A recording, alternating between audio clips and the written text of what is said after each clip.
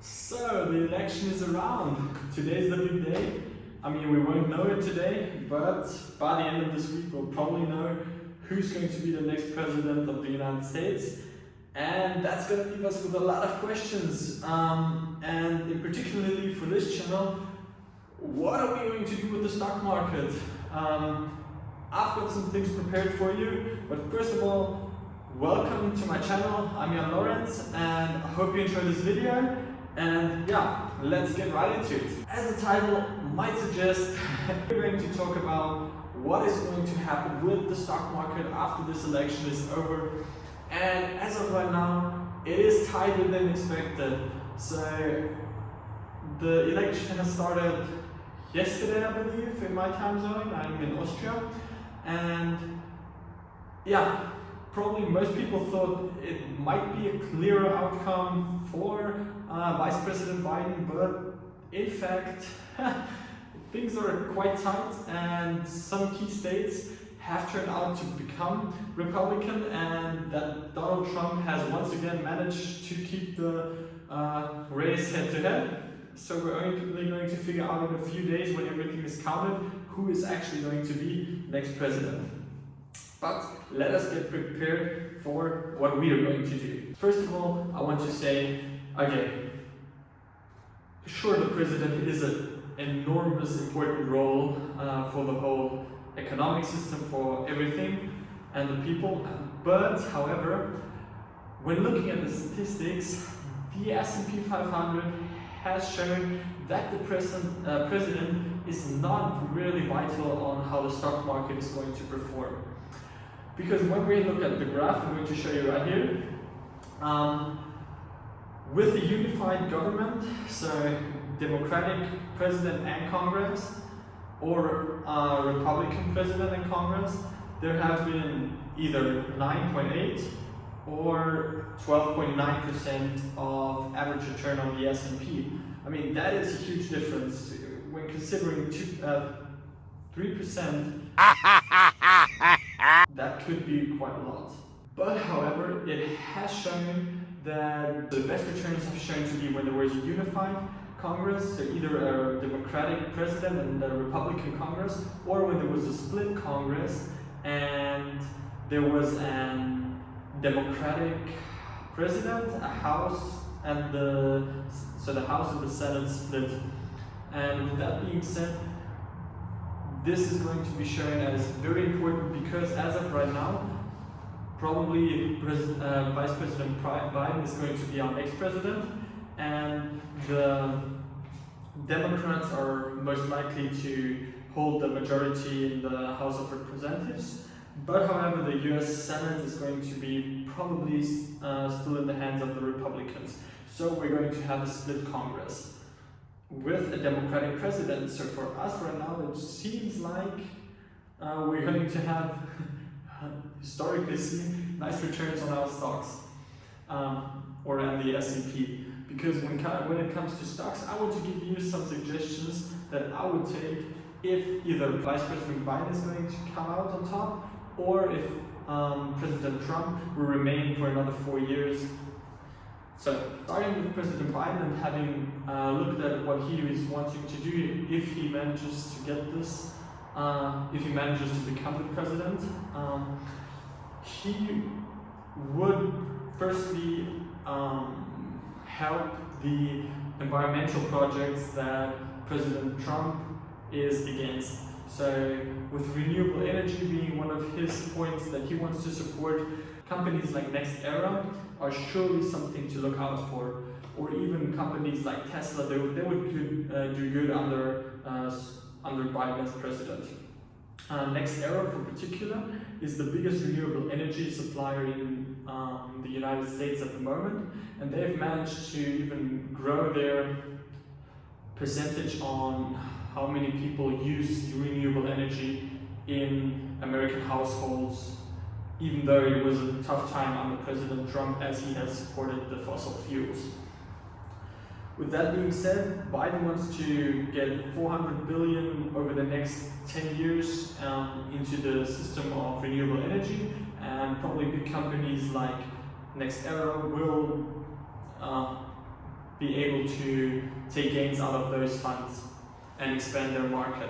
Another company that is quite interesting because it's not really something that Biden supports and Donald Trump does, but when looking at the numbers, Sturm, Ruger and Company, I think you pronounce it like that, I don't know. So they're producing weapons and they've shown to have the highest revenue shortly before President Trump was elected, because people thought that President Obama might have some new laws taking place which would prevent getting easy access to weapons.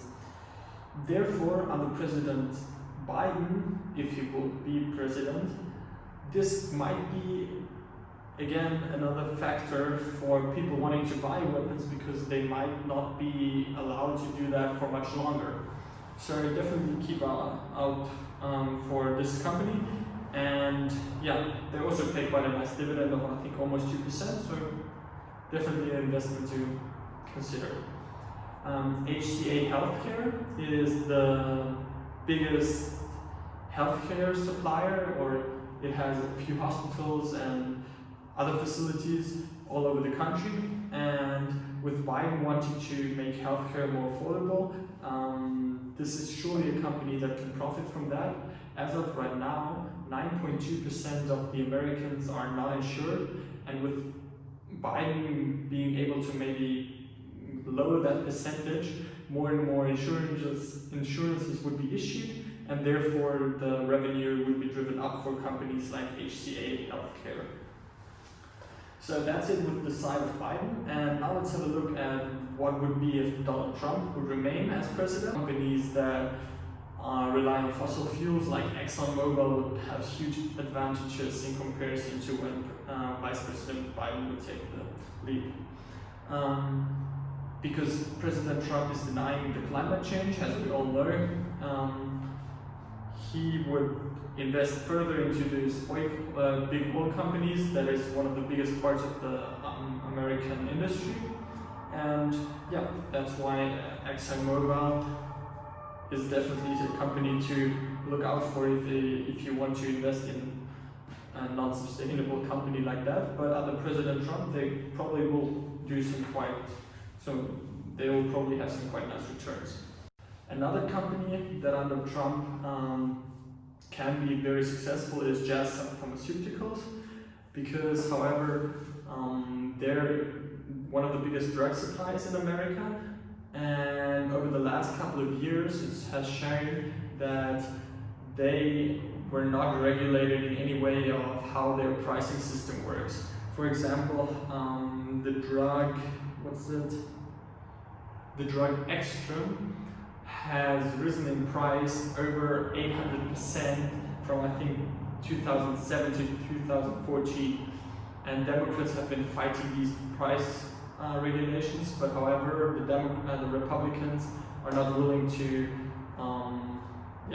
set them, and under Trump this would therefore still be possible for them to do their own pricing, and with drugs being more and more important, I wouldn't say important, but like more and more people want to use drugs because of how the situation is going, especially with Corona and everything. We all know that the healthcare system in America is not affordable for the average person, and therefore Jazz Pharmaceuticals would do well under Trump because they can set their own prices, and under Biden it would probably get regulated. And now we're already at the last company, and it's Etsy, I don't know, but it's a huge online market that has shown to be very successful, because if you look at the year-over-year performance, they're up 240%. That's enormous. So they're profiting obviously, like Amazon, from people not being able to go to brick and mortar shops, and therefore using their online services to consume goods. And as of right now, I mean, there is some vaccine hopes coming for like start of next year, but until this is everything settled and people are also getting to the mindset again of wanting to go to a shop, I think it will last even longer, and companies like Etsy or Amazon or any online-based supplier will take profits of that, and that's why I think their model is quite awesome, and you can check it out. Under Trump, it will be definitely more profitable than even under Biden, because of our regulations, where he doesn't want to make that huge tax cut, or he wants to make tax cuts. Sorry, and Biden just he would want to higher up the corporate taxes, and therefore companies are like Etsy, who rely on people having money and wanting to blow that money on the system, would profit under Trump's system. Yeah, with that being said, all in all, however, I think it's really hard to like say how this is all going to play out. And however, with the chart which is going to show up again here, you can see that obviously over the last 90 years there hasn't been an economy that has performed bad. So it's always been uprising, and as you can see early under President Hoover, there was and that was during the big recession. So okay, obviously, but I think it's difficult to time the market or to even speculate on how it's going to come, because when we look back 4 years from now, then it's just going to be a small curve in the S&P as always. So don't try to time the market, but make some good picks of stocks, and I hope I could help you with this video. And definitely, if you enjoyed it, please like and subscribe and turn on the notification bell, and yeah, see you next time. Thanks for watching.